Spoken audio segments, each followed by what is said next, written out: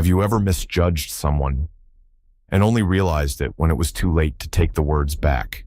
He was a powerful investor, polished and proud. She was just a woman in the crowd, or so he thought. When Cole Waverly looked at Harper Lennox for the first time, he didn't see her strength, her story, or the quiet empire she had built. All he saw was someone beneath his league. But what happens when the person you overlook turns out to be everything you needed, and more? What if your pride cost you the one soul who didn't want anything from you? Accept honesty, and if you had the chance to choose again, not with words, but with silence, with patience, with presence, would you still walk away? Or finally sit beside someone who never needed you to be impressive, just real? This is not a love story full of fireworks. It's a quiet reckoning, a slow burn, a second chance that didn't come with fanfare but with folded letters, quiet benches, and unspoken healing. If you've ever loved late, learned slow, or lost someone before truly seeing them, this story is for you. Don't forget to like, share, and subscribe to our channel. Let's begin. The ballroom shimmered like something out of a forgotten dream. Warm amber lights poured down from chandeliers the size of small cars, casting soft halos on polished shoes and sequined dresses. A string quartet whispered Vivaldi from the corner. It wasn't just a fundraiser. It was a showcase of power quiet, deliberate, and wrapped in manners as smooth as the champagne. Cole Waverly arrived 10 minutes late, as always. He liked the effect. Walking into a room after everyone else had settled gave him an advantage, a chance to be noticed without effort. His suit was custom-tailored in navy wool, sharp enough to cut glass. His silver cufflinks caught the light just enough to suggest restraint, not flash. Everything about him was precise, controlled, expected. People moved aside as he passed, heads tilted. Smiles stretched. He nodded at no one in particular. He wasn't here to support the Children's Literacy Fund. He was here because his firm, Waverly Tech Holdings, had just hit a record valuation. Appearances mattered, especially now. Deals were made in whispers, not pitches. Reputations, not proposals. He accepted a drink from a passing tray without looking, then paused near the registration table, more out of instinct than intention. And that's when he saw her. She wasn't wearing sequins, not even jewelry. Just a plain black dress, with sleeves to the elbow and a square neckline that felt more like defiance than fashion.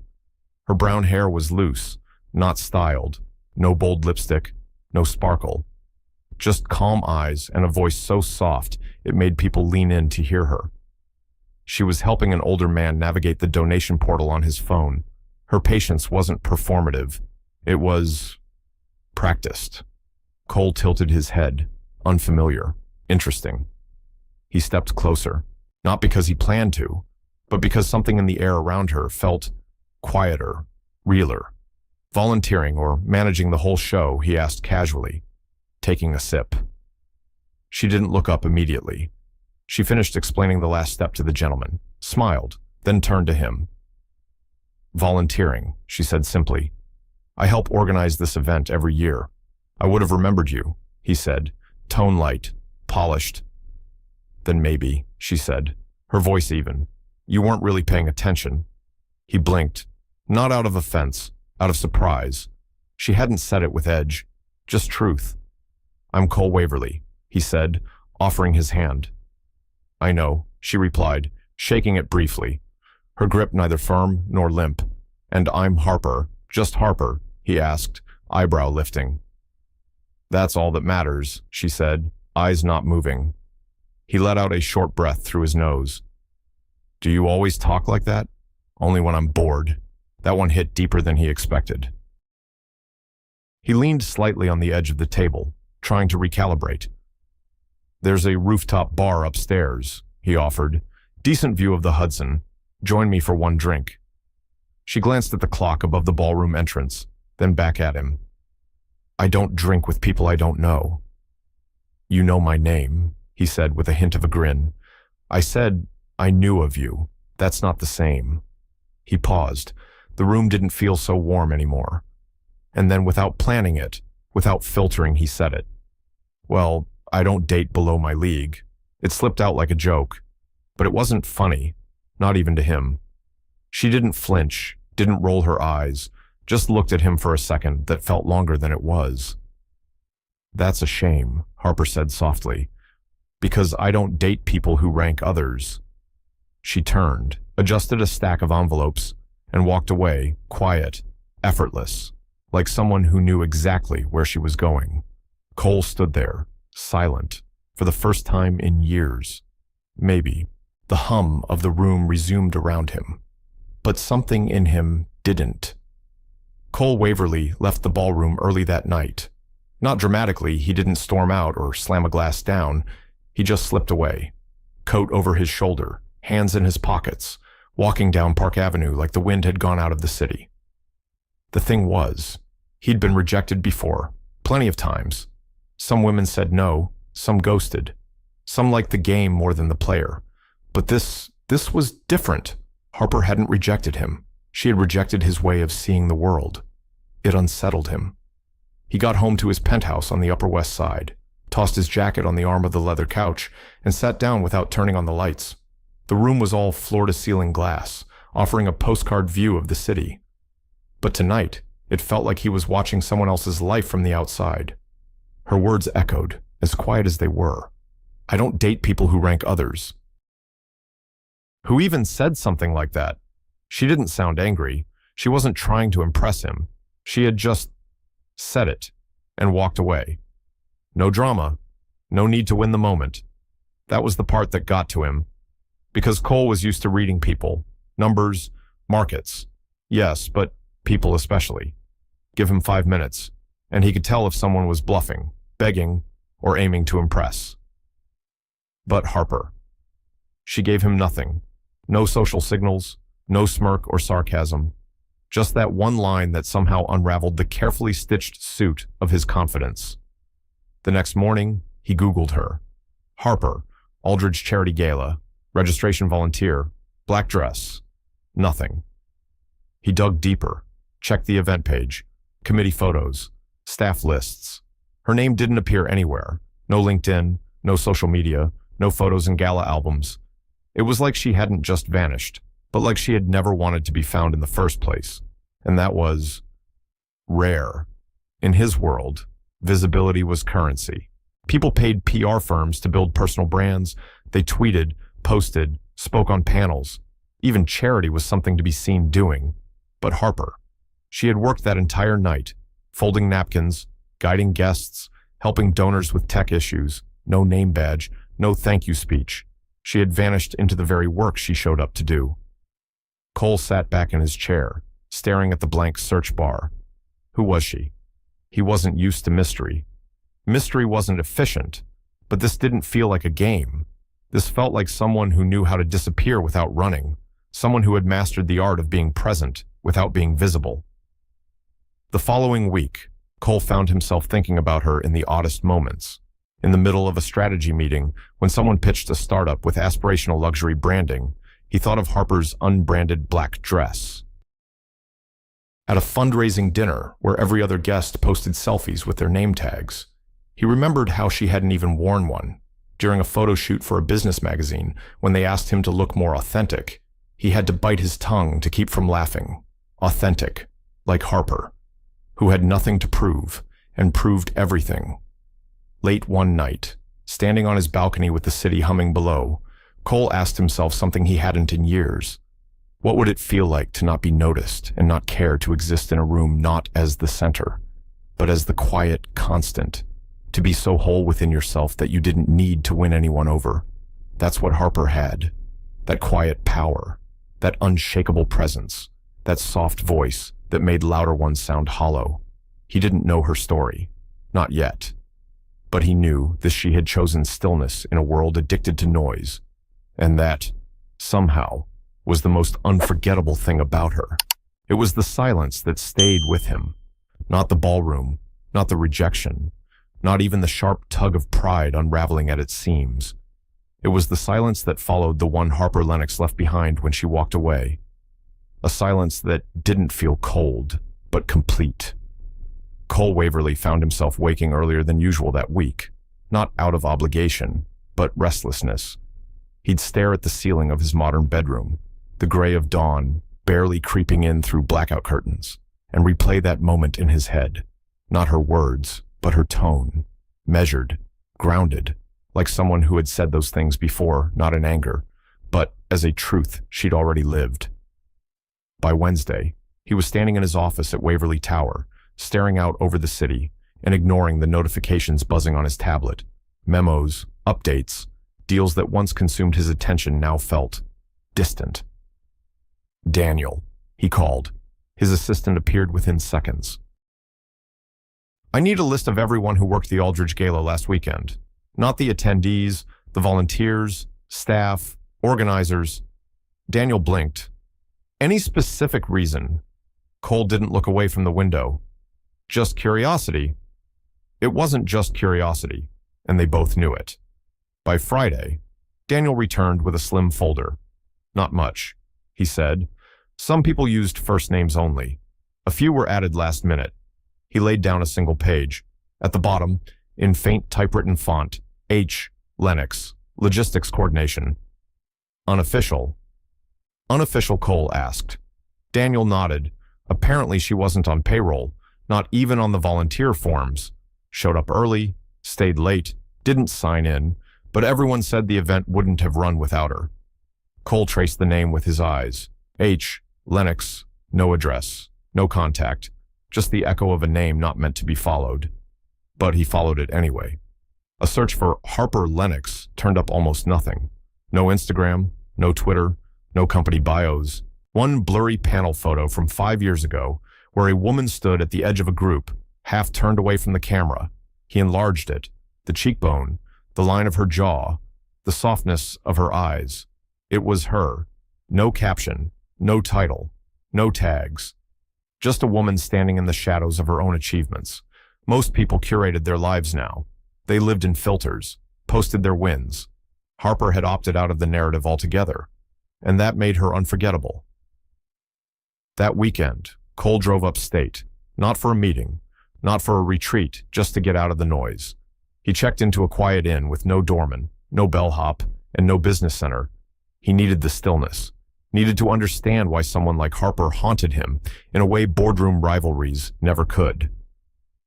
He walked through the woods that afternoon, boots crunching on leaves, breath visible in the cool air. His thoughts wandered back to his mother, Sylvia Waverly, once a respected investor, thoughtful, brave. Too trusting. She'd lost everything after a betrayal by someone she'd built her first fund with.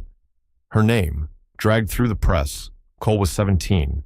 He remembered how she stopped wearing heels, stopped going to events, how she let her garden grow wild because tending to it meant believing the future still mattered. He never forgot. That's when he decided never be blindsided again. Read people like quarterly reports. Use trust as a negotiation tactic, not a foundation. But Harper had undone all of that. With a glance, with a line, with her silence. Because it wasn't defensive. It wasn't guarded. It was chosen. She didn't need to speak to be heard. She didn't need attention to have presence. She was the kind of person who could change the temperature of a room without raising her voice. And he wasn't sure whether he wanted to chase her or become someone worthy of standing beside her. Back at the inn that evening, he sat in the corner of a quiet dining room with a mug of black coffee and a yellow notepad. No laptop, no schedule, just pen and paper. At the top, he wrote, "What do I want people to see when they see me?" Then paused. Because for the first time, he realized maybe he didn't know. Cole Waverly didn't believe in fate. He believed in timing, leverage, and making your own chances. But when he walked into the Marlowe Investment Forum 3 weeks later, he felt something he couldn't quite name, like the air had shifted just slightly. He wasn't supposed to stay long, just a quick appearance, a nod to presence. The event was small, quiet, invite only.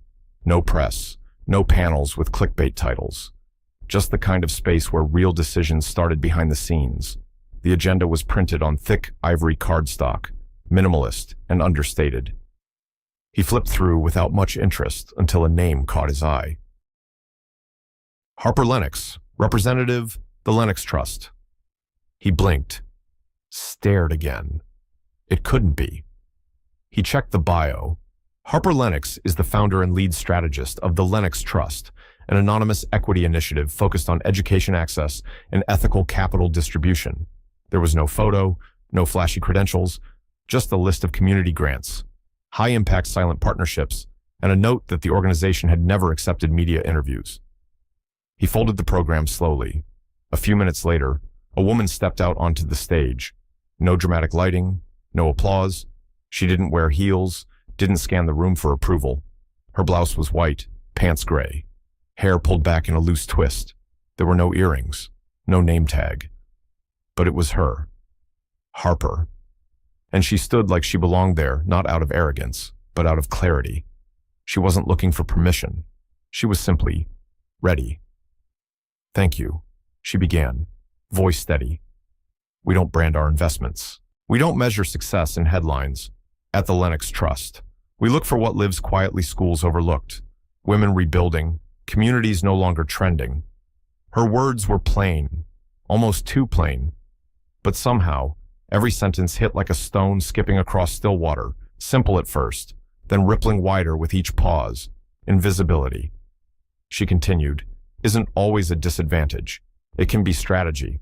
It can be refuge. It can be power. When no one's watching, we listen better, we learn more, and we make fewer promises we can't keep. The room was dead silent. Cole had been in hundreds of rooms like this, rooms full of people used to commanding attention, rooms where people performed intelligence more than they lived it. But no one was performing here. Harper wasn't trying to inspire. She wasn't trying to dazzle. She was offering truth, like a stone in your palm, unshiny, but solid. She clicked to the next slide, a spreadsheet of microgrants. No totals, no logos. Just names of initiatives, rural tutoring, mobile libraries, trauma counseling for teen girls, elder tech literacy.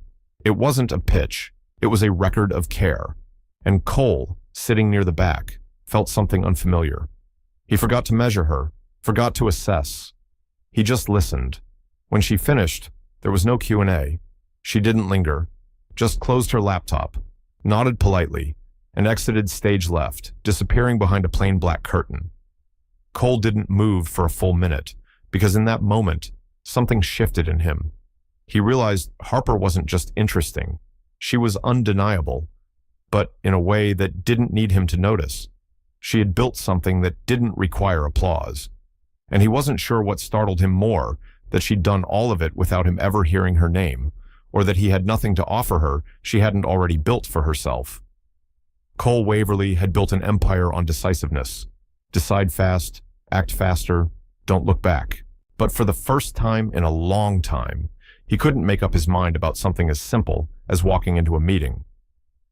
He stood outside the glass doors of his own conference room, watching his executive team shuffle papers, adjust ties, open laptops. They were waiting for him. Usually, that gave him energy. Today, it made his chest feel tight, because after watching Harper Lennox on that stage, measured, calm, powerful in her restraint, he couldn't stop hearing her voice. Not the words exactly, but the way she sounded, like she didn't owe anyone anything, like she had nothing to prove, and so, everything she said mattered more. Cole took a breath, pushed the door open, and walked in. He sat through the meeting, nodded in the right places, approved the necessary documents, but his mind wasn't there. It was still at that quiet forum, in a room where a woman with no title had taught a lesson more profound than any market trend. That evening, after everyone left, Cole stayed behind. His office was high above the skyline, the kind of place people dreamed about having meetings in. Glass walls, curated art, a view of Central Park so clear it looked like a painting. But tonight, it felt cold. He poured himself a drink, just one, and sat at the end of the long walnut table, usually reserved for clients. No screen, no phone, just stillness. He looked down at his hands, then around the room, then at himself, reflected in the window, city lights flickering across his face. What am I doing? The question came without ceremony, but with surprising weight. He thought about the companies he'd funded, some life-changing, some just cash cows. The people he'd mentored, some who flourished, others who disappeared into the dust of the industry. And he thought about the awards, the magazine covers, the panels where he'd spoken about innovation and future-proofing and strategic scalability. It all sounded so hollow now, because in that conference room where Harper had presented, there had been no pitch, just presence. She hadn't talked about scale. She talked about stories, people, futures that no one bothered to bet on. She had chosen obscurity on purpose, not as a fear of failure, but as protection of purpose. And what had he chosen? Visibility. Yes, recognition, always. But what did it serve, beyond his own image? The silence in the office grew louder. He stood up, walked over to the credenza, pulled open the drawer where he kept a few things he never showed anyone: personal files, mementos, a photo of his mother. He hadn't looked at it in years. Sylvia Waverly, a woman who once trusted too deeply and lost everything when a partner in her first investment firm forged her signature on a deal that spiraled into scandal. Cole had watched her fall apart slowly, not in public breakdowns, but in quiet withdrawals. She stopped playing piano, stopped laughing at old movies. She became cautious, measured, not bitter but sad in ways she never said aloud. Cole learned early people will betray you. Get ahead before they do. Be the one with leverage. But now, maybe that wasn't strength. Maybe it was fear. He sat back down and closed his eyes, and for the first time in a decade, let himself feel small, not weak, just not finished. The next morning, Cole did something strange. He left his phone at home, took the subway, not the car, stopped at a diner he hadn't been to in years, sat in a corner booth, and ordered black coffee with eggs over easy and wheat toast. No assistant, no email, no one snapping photos, just steam rising from ceramic, and the sound of forks tapping plates. A man across from him, gray beard, union jacket, looked up and gave a polite nod. Cole nodded back. Nobody cared who he was here. Nobody was watching, and it felt right. After breakfast, he took a walk. No destination, just sidewalks and sky, letting his thoughts untangle one step at a time. By the time he reached the edge of Bryant Park, he realized something. He didn't need to win Harper over. He needed to understand her. And maybe, just maybe, that started by letting go of who he thought he had to be. He didn't send flowers. He didn't show up unannounced or deliver some grand speech.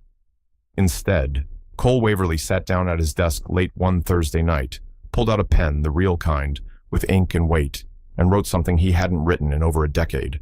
A letter, not an email, not a typed apology dressed up in executive tone. A real letter. He didn't plan it, didn't draft it 12 times. He just wrote, slowly, carefully, letting each word find its breath before the next followed. Harper, I don't know what you think of me, and I'm not asking to change that. I just want to say one thing. I'm not sorry you're successful. I'm not sorry you turned me down. I'm sorry I didn't recognize you were a whole person when I first spoke to you. That's on me. No name, no number, no signature. He folded it. No envelope. Just paper. Honest. The next day, he had it delivered quietly to the office listed on the Lennox Trust's filing address. It wasn't some glass tower downtown, just a modest brick building tucked between a local cafe and a bookstore in Soho. No signage, no fanfare, just a doorbell and a narrow mailbox slot. He gave it to the receptionist. Personal message. He said simply, no rush, no reply needed.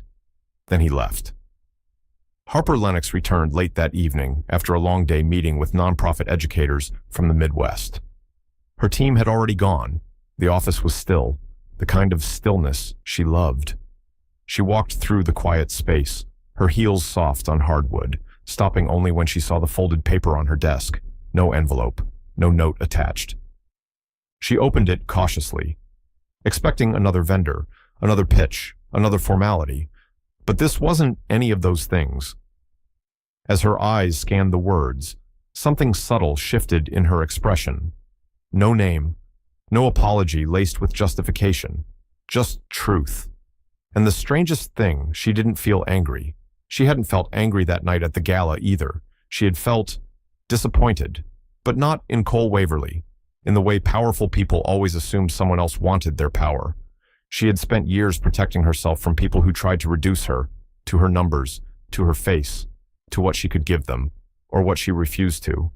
But this wasn't a plea. It was an offering, quiet, unfinished, and, for once, not demanding. Harper folded the letter again and placed it gently in the corner of her desk. She didn't smile, didn't frown, just sat down, removed her shoes, and let herself be still. For the first time in months, she didn't check her email. She didn't plan the next 5 days. She just stared out the window at the glow of the bookstore sign across the street and allowed the silence to be something different tonight. Not armor, not escape, just peace. That weekend. Harper visited the small community library she'd been helping quietly for years. The librarian, an older woman with silver-streaked hair and wide-lens glasses, waved from behind the desk. "Same shelf?" she asked with a grin. Harper nodded and walked toward the corner where the biographies lived. She liked real stories, not glossy ones, not curated accounts of success, but the slow, uncertain stories of people who failed quietly, learned slowly, and loved imperfectly.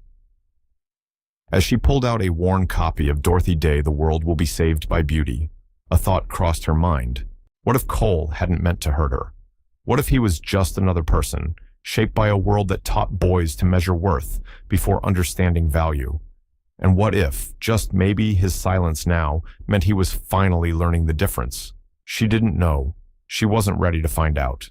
But for the first time, she didn't feel the need to retreat when she thought of him, because something in that letter felt like it had been written not to get close, but to step back, to make space, to say, "I see you now, even if you never look back." The news broke on a Tuesday morning, not in a tabloid, not through gossip, but in a polished, credible, and brutal article on the Financial Ledger, a trusted source read by every investor, analyst, and executive across the country. Montgomery Ventures Eyes, strategic stake in the Lennox Trust. Cole Waverly read the headline in disbelief. His coffee went cold on the conference room table as he scrolled through paragraphs he hadn't authorized, words he hadn't spoken, and strategies he hadn't drafted. The article was too specific to be speculative. It cited anonymous sources.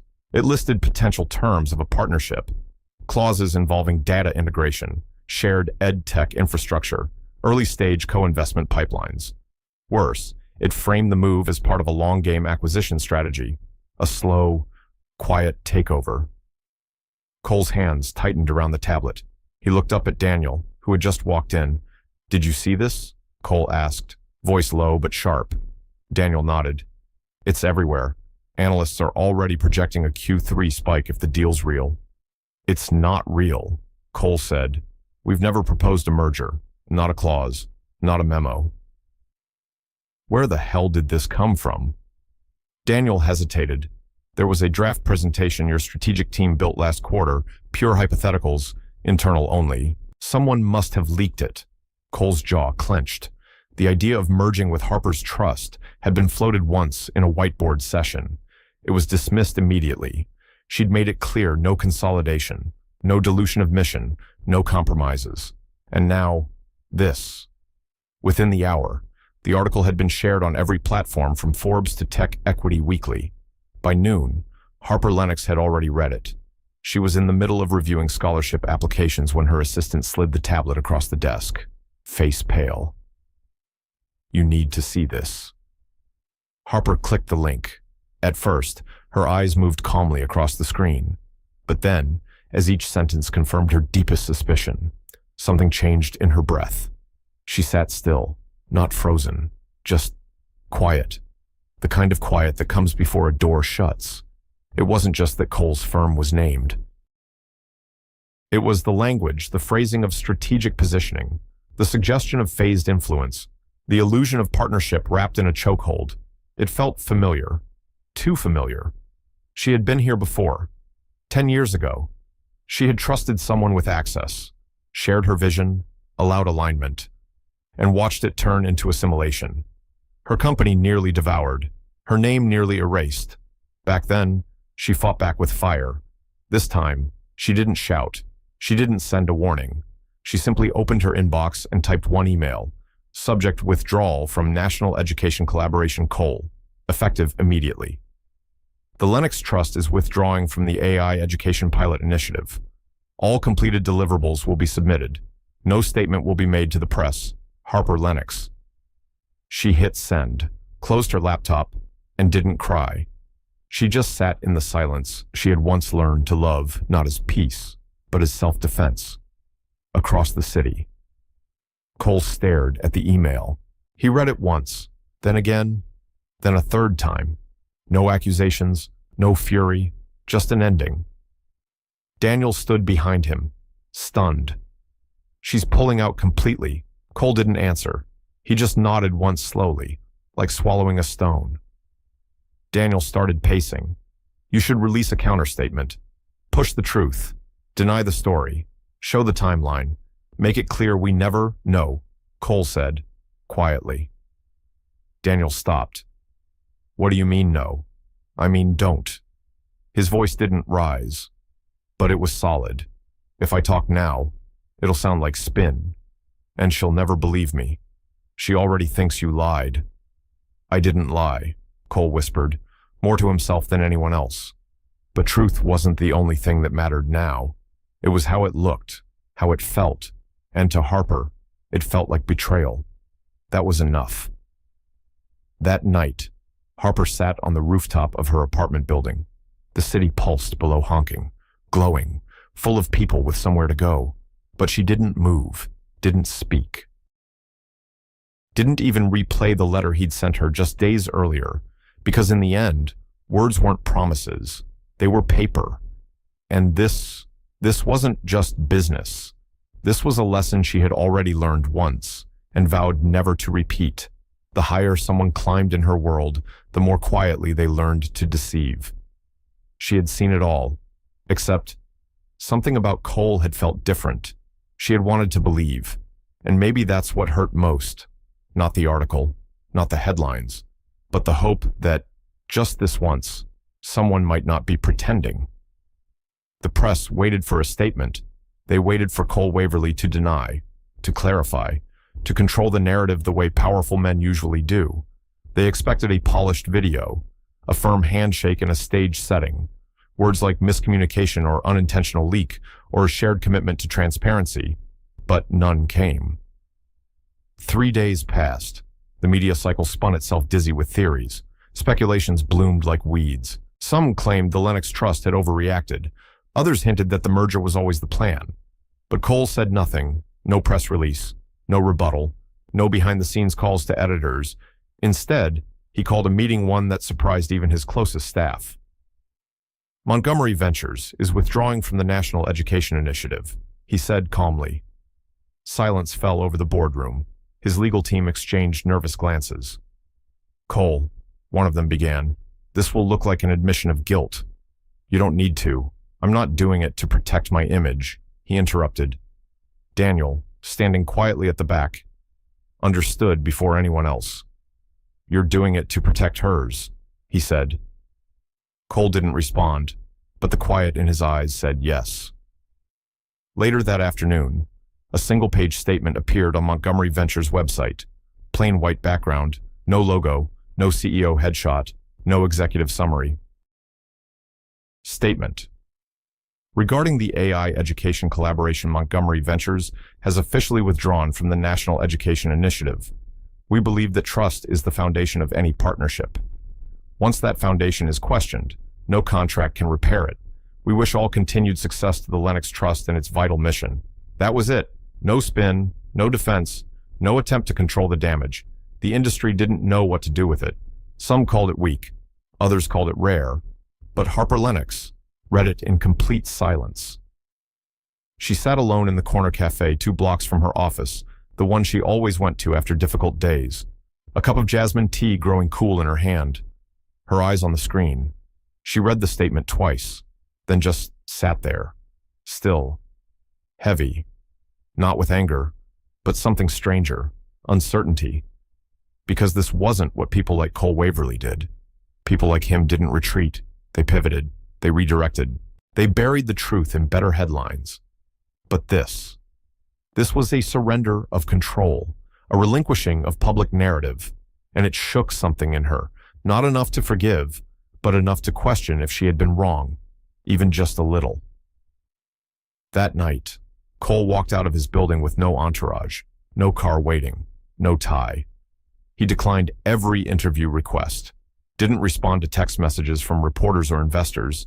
He didn't explain himself at the gala events or issue follow-ups. He simply disappeared from the spotlight. And for the first time, he realized something unexpected. He didn't miss being seen. He missed being clear about his choices, about what mattered, about how easily power could be mistaken for value. He spent the following weeks in quiet places, libraries, schools, community centers, not speaking, just listening. To teachers explaining how underfunded classrooms stretched one set of books across 5 students. To parents sharing how they taught themselves code just to help their kids navigate online learning. To teenagers who had ideas but no mentors, no networks, no belief they were worth investing in. And he remembered what Harper had said in that panel. When no one's watching, we listen better. She had been right. Harper didn't reach out. Not in a week, not in 2. She continued her work as always, measured, focused, behind the curtain. But something small began to change. At the end of long meetings, she found herself pausing before closing her laptop, glancing at the drawer where that folded letter still rested. She hadn't thrown it away. She hadn't kept it for sentiment. She just hadn't moved it. And now, every time her eyes passed over it, she felt something tighten in her chest. Not pain, not longing, just a quiet thought she hadn't allowed herself to finish. Maybe he meant it. It happened by accident. Harper Lennox wasn't looking for him. She hadn't Googled his name, hadn't checked headlines. She had, in fact, made a conscious effort to keep her life free of Cole Waverly's presence. But fate, as it often does, had other plans. She was researching digital literacy programs for underserved youth, preparing a funding strategy for inner-city schools. It was late. The office was quiet. Her assistant had gone home. The overhead light hummed softly above her. She clicked on a link embedded in a small grant proposal. Stranger teaches coding at our school. Thank you for believing we could. It was a grainy video, phone shot, shaky hands, no editing, just raw footage of a classroom in rural Vermont.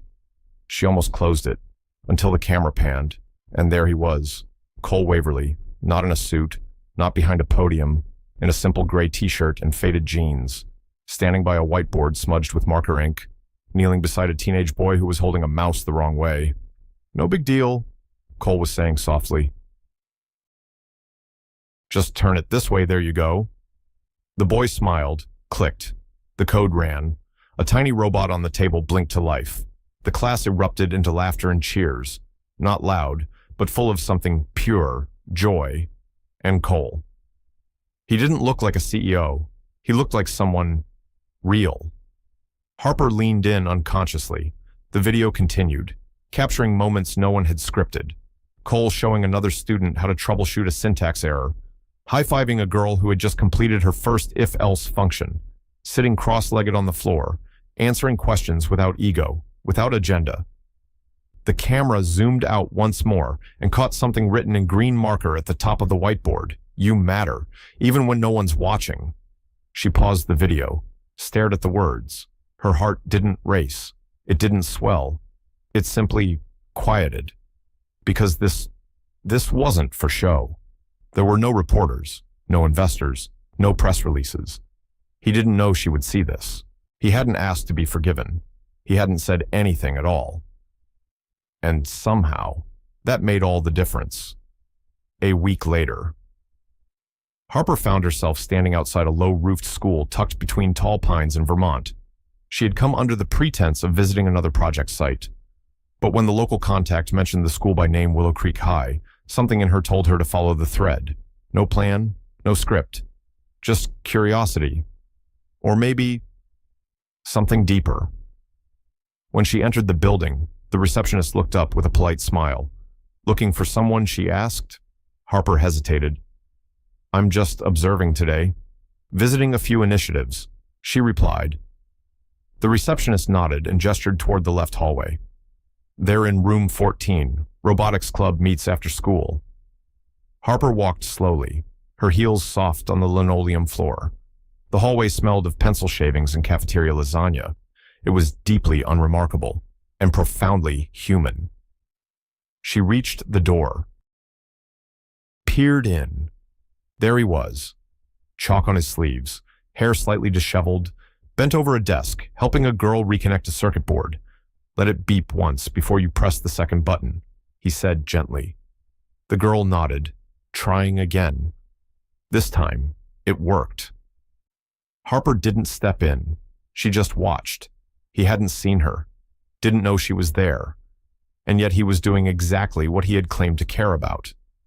Helping, quietly, without asking to be noticed, without needing redemption, just doing the work. Harper stepped back before he turned around.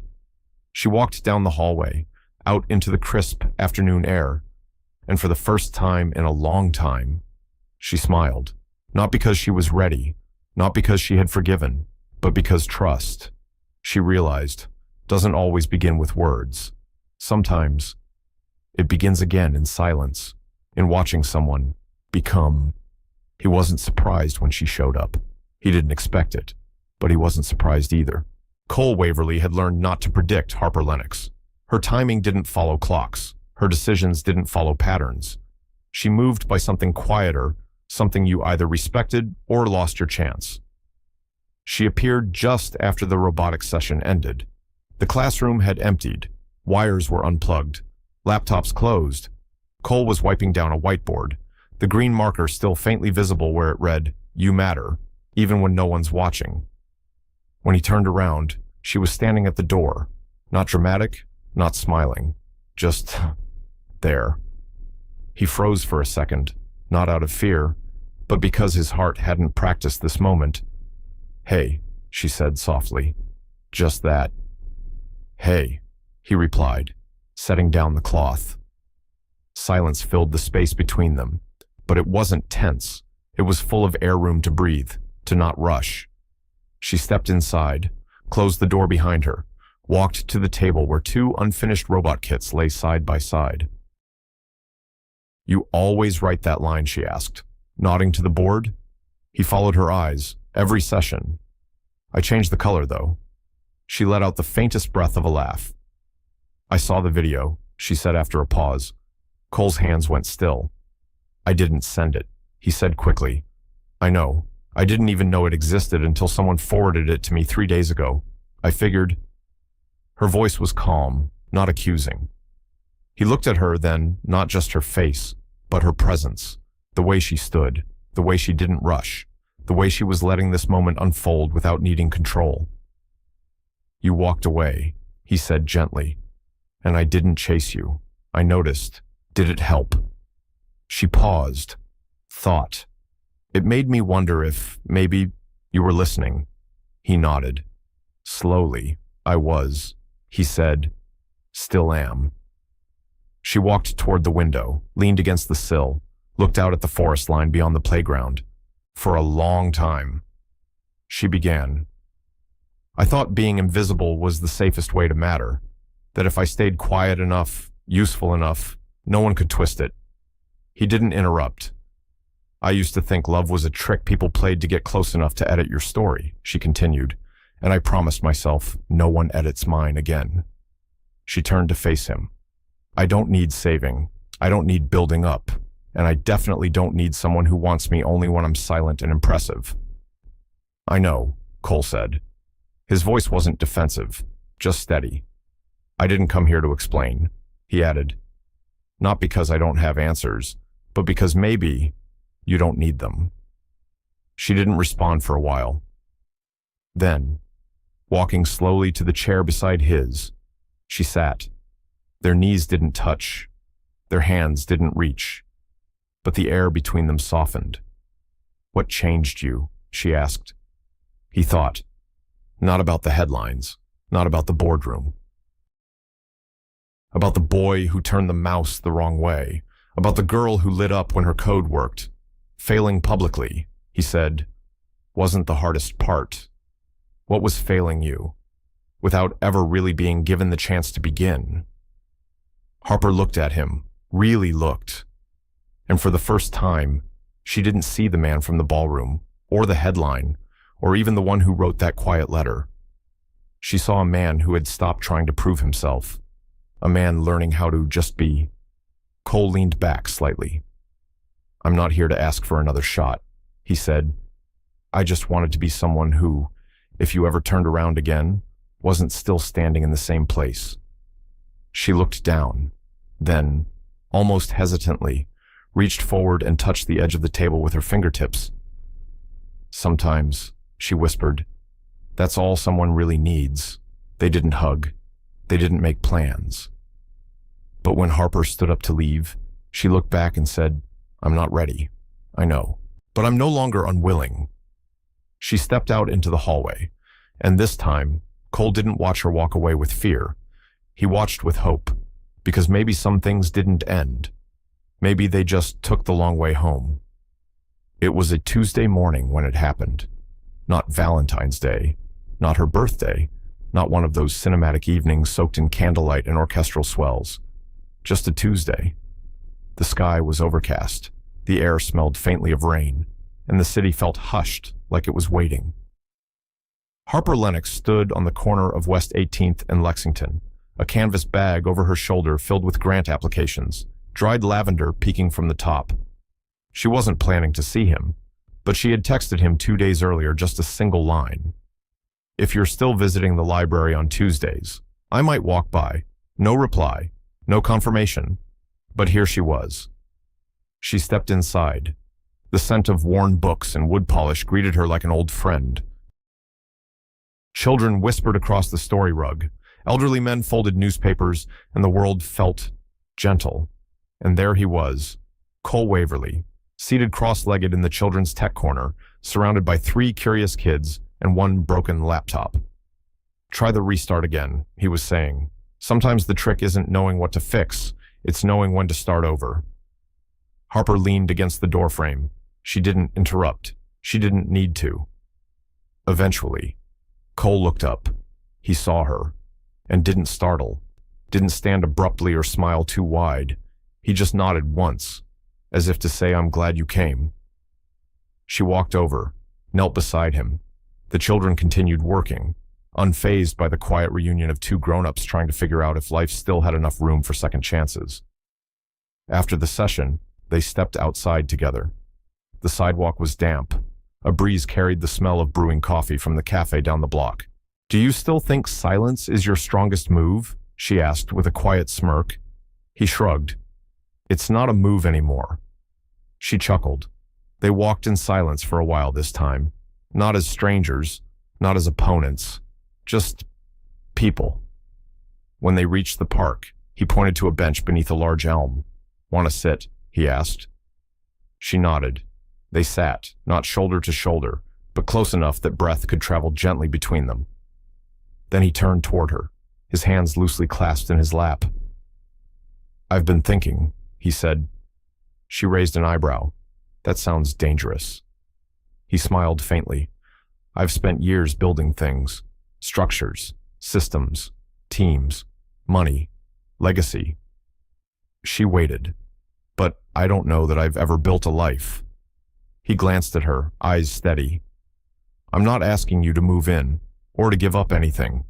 I'm not asking for your name next to mine or your silence to fill the spaces I haven't learned to quiet." He paused. "I'm just asking if I can sit beside you, sometimes in the library, in the quiet, while the world spins and we don't have to explain ourselves to anyone." Harper didn't answer right away. She looked down at her hands. Her palms carried small scars, none visible to others, but known well to her. Then she looked at his. No ring, no script, just a hand. Offered, not to rescue, not to own, just to walk beside. "I don't need a ring," she said softly. He nodded. "I didn't bring one. I don't need promises either. I don't have one ready. I don't need fixing. I couldn't even if I tried."